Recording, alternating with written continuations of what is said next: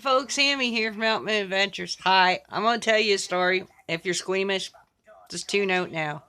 A while back, y'all know that my pet chicken, my little sweetheart Roadrunner, she had passed away, and I was devastated because I had her forever, and she's my best little buddy, right? She did all the cutest little things.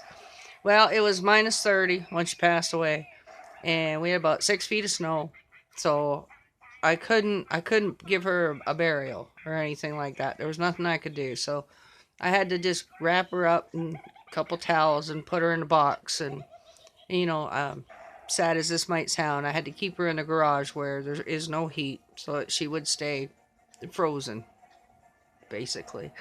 And I knew she wasn't going to keep forever, so over the Easter holidays, I decided that I was going to thaw the ground, have a bonfire, thaw the ground, and bury her in the pet cemetery.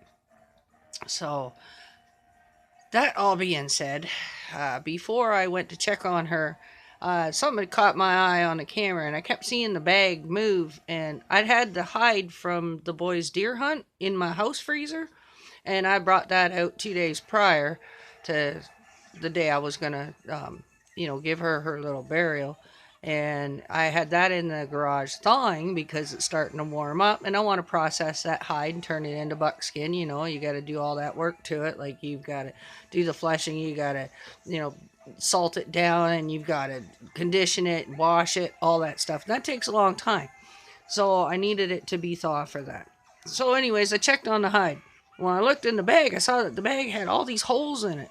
And I was like, what is getting into this? There's something in here. Now, I thought maybe it was a rat or a raccoon or something. And there was poopies on it, and there was big chunks missing. I was finding fur on the floor of the garage. And like I said, that had only been 2 days. So I set up camera, and I kept seeing the squirrel. The squirrel kept coming in. And then I saw the squirrel go right to the bag.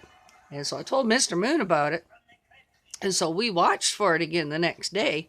And this little bugger, he shot right up the side of the wall, right up into the rafter of the garage, got into the eaves of the house, and about 2 hours later, he was in here, in this room. Okay, he come right through up through the attic loft, and he come right in. My cats run him out. I seen him go right back up over the top of the apartment in the attic and out through that. You know how they have the air vents at each end of the house usually? It's like a white grill.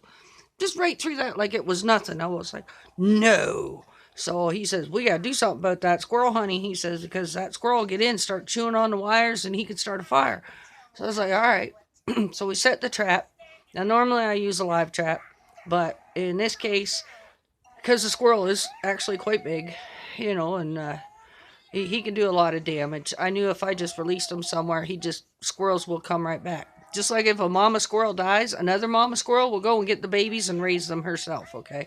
So if he was, kicked out of the neighborhood, he would definitely find his way back. So, reason that the squirrel's hanging around is because I thought it was cute 4 years ago to feed the squirrel a little peanut, and put the bird feeders out. And the squirrels get in them all the time, and I didn't think anything of it.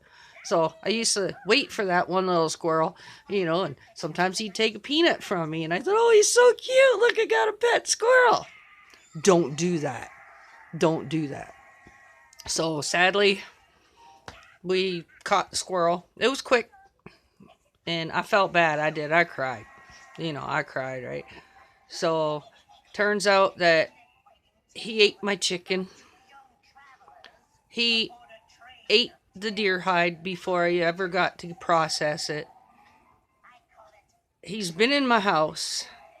I'm finding little squirrel nests all up through my attic, which I didn't know. And he's the one that got caught in the trap. So when you think, oh, chipmunks are cute and squirrels are cute, and you want to feed them peanuts, don't do it.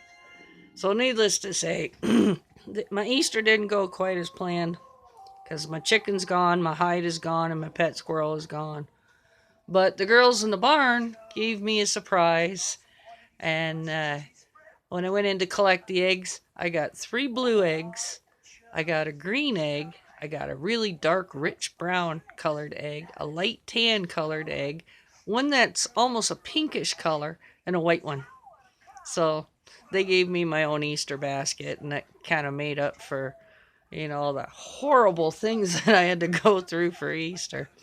And then today, well, I get to clean the barn, so I guess you can't have no shite without sugar. But yeah, if you're gonna feed the animals, which I don't recommend, don't feed the squirrels. Don't make the squirrel your friend. I don't care how cute you think he is, because once he gets accustomed to you giving him food, he gonna follow you where you go because he thinks you're going to give him food, and that means coming into your house. So yeah, my heart was broke. I definitely had a heartbreak over the Easter, but it's my own damn fault. Like I thought the chipmunks were cute too until they started burrowing under the sidewalk at the back door. Now every time it rains, that water comes in and floods out my whole sunroom because there's no way I can get in and under there to fill in their little tunnels. So yeah, don't do it. I thought I was doing something good, helping them out. I'm not. I was just setting myself up for heartache. So don't do it. No matter how cute you think they are, don't feed them around your home. Okay? All right. Well, hope y'all had a good Easter, and mine's getting better. It's still Easter Monday, so there's still hope. All right. Y'all have a good day, and, love your friends, love your neighbors, but don't feed the squirrels.